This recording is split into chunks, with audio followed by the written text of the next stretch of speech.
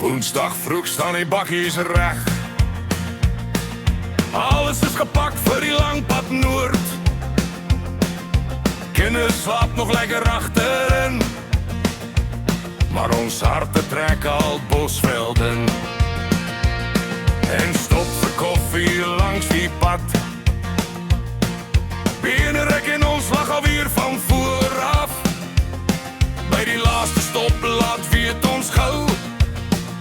Nog 10 minuten dan leer die bos voor ons oop.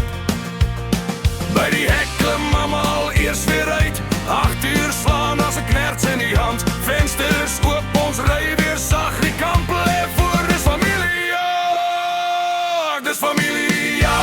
Ons kom elke jaar.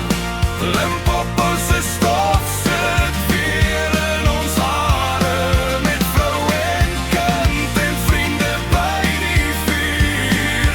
Maak ons weer stories wat lang sal duur.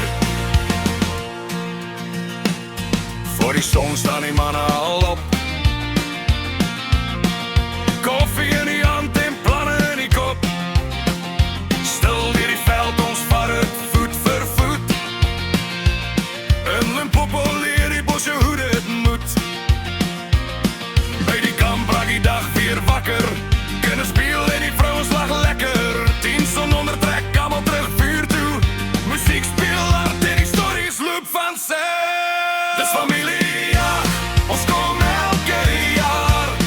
Limpopo se stof sit weer in ons hare. Met vrou en kind en vriende by die vuur. Maak ons weer stories wat lang sal duur. Saterdag aand roep son ons nader. Elkeen kry sy beurt sommer een vir een. Shooters loop en die manne raak dapper.